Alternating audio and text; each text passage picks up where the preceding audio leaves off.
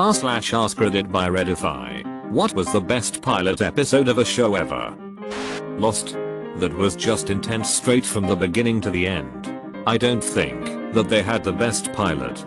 He crashed the plane, didn't he? OMG, thank you for this wonderfully obvious pun that I did not see coming still. Westworld. Darlaws. Would you ever hurt a living thing? No. Of course not. 30 seconds later. Kills fly on her neck. OHH. This is gonna be good. And then you start wondering whether the fly's a robot or whether it's real. Then you start wondering what's real. Then you start wondering who is real. And you're a host. And you're a host. Everybody is a host. Futurama. There are so many jokes and details that you wouldn't get your first time. The best suicide booth since 2008 lol. Real estate bubble burst. I love the originality of the Mr. Robot pilot. Hello, friend. Hello, friend. Hello, friend. That's lame. Maybe I should give you a name. But that's a slippery slope. You're only in my head. We have to remember that. It's actually happened. I'm talking to an imaginary person. What I'm about to tell you is top secret. A conspiracy bigger than all of us. There's a powerful group of people out there that are secretly running the world. I'm talking about the guys no one knows about. The guys that are invisible. The top 1% of the top 1%. The guys that play God without permission. And now I think they're following me. It's Always Sunny in Philadelphia.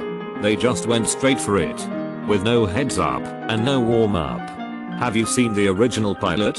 It was a scene that was shot for $200 and they ended up using the idea for an episode later on.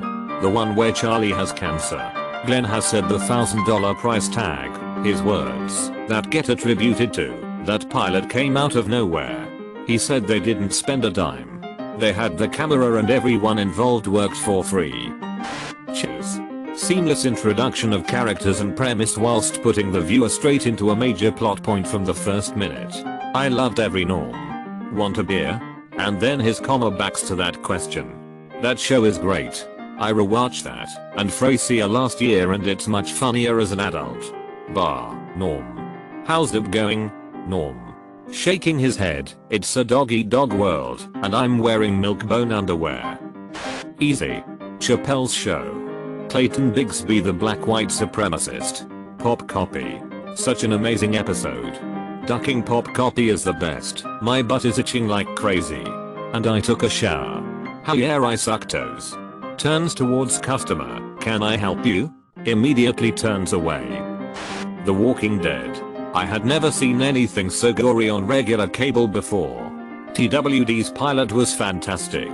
The effects, acting, and story were also good and a step above anything zombie fans would ever expect to see on TV. It helped a lot that Frank Darabont directed it. Losing him was a death blow to the show's quality, although nothing in the show would ever be as good as the pilot. He helped with the whole first season, including getting the actors to take a lower pay in order to afford the low budget he was given. He made the first season a masterpiece. But of course, AMC saw how popular this show was and wanted to pump the brakes on the plot to milk it for all it was worth. Instead of an entire storyline taking 6 episodes, like the first season, it now took 16, or whatever the second season was. I firmly believe if Frank Darabont could have made the show with his own freedom, we would have a show that rivals Breaking Bad for an amazing, shorter show with a definite end.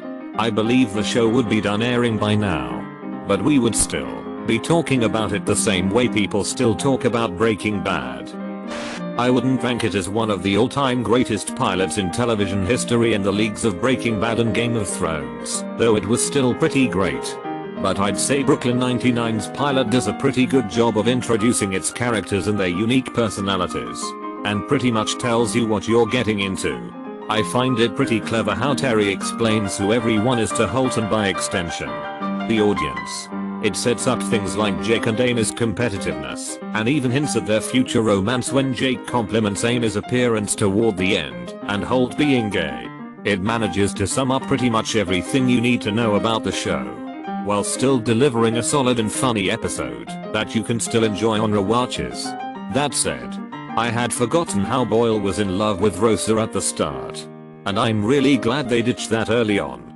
While I'm glad that Boyle and Rosa don't end up romantically entangled.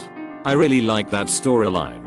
I like that he backed off eventually and that they became such good friends after he got over her. It was an interesting dynamic, and it's neat that it seems really natural and that the dork doesn't always end up with the girl he was obsessed with. Now Boyle is in a committed relationship and has a kid. I love the character development in this show. No one stays stagnant. Edit for making Boyle look like a pedophile. Twin Peaks. At 1.5 hours it's basically a movie setting up the rest of the show. She's dead. Wrapped in plastic. She's dead. Blue Mountain State's opening episode sets such an awesome tone for the rest of the show. For about a minute you're like, oh man, don't haze these poor freshman football players. And then you're just along for Thad's wild ride. Why the hell is Thad running? That really showed a lot about his character. Lol, and when he ate the cookies after the race. My Name is Earl was pretty good. Became repetitive after a while. But the first season was great. Crabman was one of my all-time favorite comedic characters. Hey Crabman. Community. Perfectly introduced every character and the core idea of the show in 22 minutes. The only thing that's absent is the Troy-Abed relationship, while still feeling like it had a storyline that fit the episode, rather than just setting up future ones.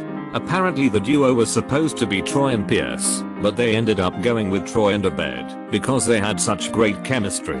I'm sure Chevy Chase being a huge Ike didn't help. Plus I reckon his casual racism that was already put into the pilot doesn't really mesh that well with having a black best friend. I don't know. Now that you mention it, I can see it being set up in the pilot. And I see where it would have gone. But I think the choice they made is better. If it wasn't for the Troy and Abed dynamic, I think they would have leaned way harder on the Jeff and Abed relationship, with Abed basically being his sidekick, or maybe potential puppet master, and I don't think that would have been as fun to watch. The few episodes where they did do that weren't that great. Think Chicken Fingers, or the journalism/MASH one. Arrested Development. If you're saying I play favorites, you're wrong. I love all my children equally, only to immediately cut away and say, I don't care for Gob. The introduction of this ridiculous family set the stage perfectly for the 3-season masterpiece it was. While I like the Netflix seasons, I don't like how they decided to drag the show back from the dead to try and cash in. Michael, hey Tobias, how's the job hunt going? Tobias, it's good. It's going to be good. They literally had him making ambiguous statements right off the bat. If you are enjoying the video, please give a thumbs up and leave a comment. The Good Place. I don't know. I think it had the best last episode of its first season, if any show ever produced. Ted Danson is a national treasure. He is so great in that episode. Spoilers beyond here. His reaction to getting caught is just so amazing. Like a big brother getting caught cheating at Monopoly.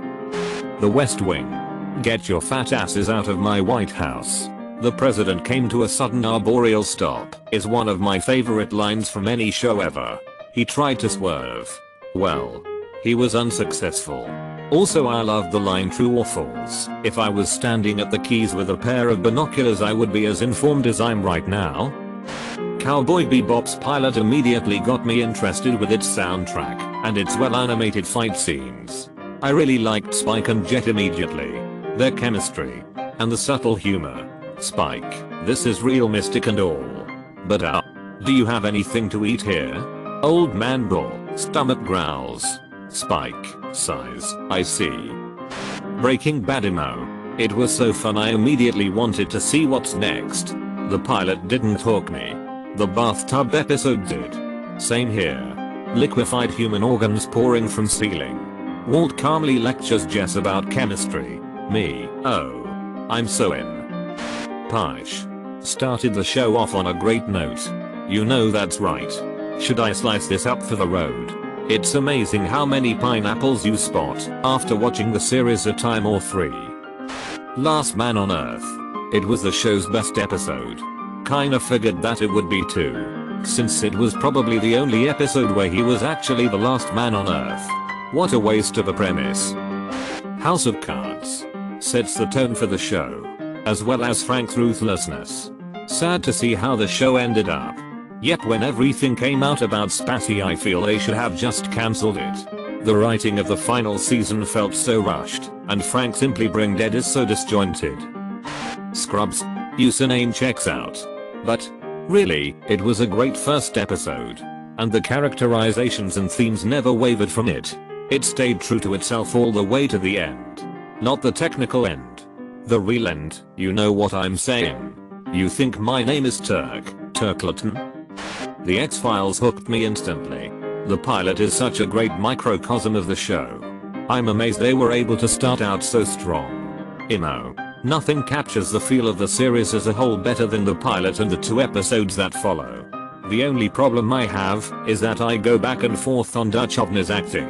He doesn't quite have Mulder yet, which is somewhat understandable with a pilot. But Gillian Anderson inhabited Scully immediately, so some of the scenes are a little off. Make sure to like and subscribe so we can watch together.